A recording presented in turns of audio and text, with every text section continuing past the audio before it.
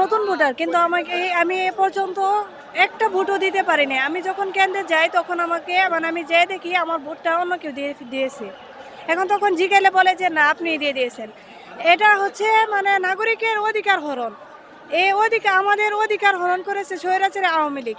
আমরা স্বৈরাচারী আওয়ামী লীগের সময় একটা ভোটও দিতে পারিনি। এবার আমাদের ফার্স্ট যে আমরা নিজেদের অধিকার নিজেরা আদায় করব এবং আমাদের ভোট আমরা দেব।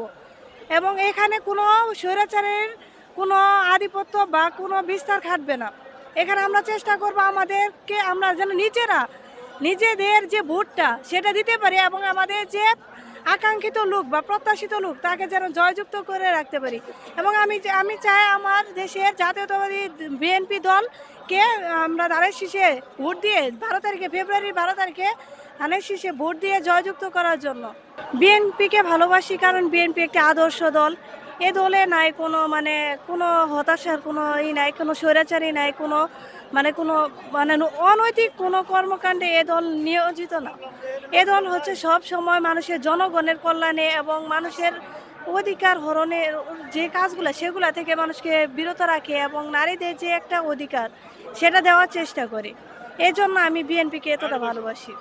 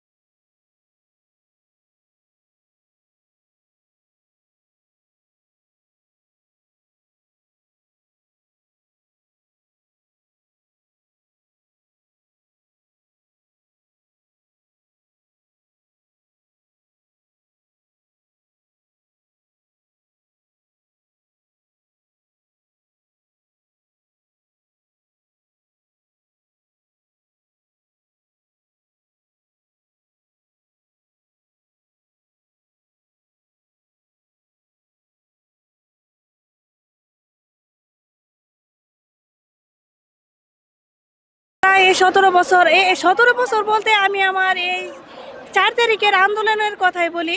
4 তারিখের আন্দোলন, ছাত্র আন্দোলনের যে আন্দোলনটা হইলো সেটা হচ্ছে ঢাকাতে। সেটাতে স্বৈরাচারী শেখ হাসিনা আমাদের আর্মিদেরকে, বিডিআরদেরকে তারা আদেশ দিয়ে দেয় যে তাদেরকে গুলি করে প্রয়োজনে এই আন্দোলনকে দমানোর জন্য। তাহলে এখান থেকে তো বোঝা যায় যে আওয়ামী লীগ স্বৈরাচার আমাদেরকে মানে নতুন প্রজন্মকেও কতটা মানে অবহেলিত করে রাখছিল, আমাদের মতামত প্রকাশের সুযোগ দেয় না। তাদের জন্য অবশ্যই করা হুঁশিয়ার থাকবে। মানে আমার মতে আমি চাই যে তারা স্বৈরাচারী হাসিনা যেন আর কোনো দিন মানে দেশে না আসতে পারে, এবং দেশে আসলে যেন তার ফাঁসির রায় হয় এবং আইনতভাবে সেটা, ইনশাল্লাহ এটাই আমার প্রত্যাশা।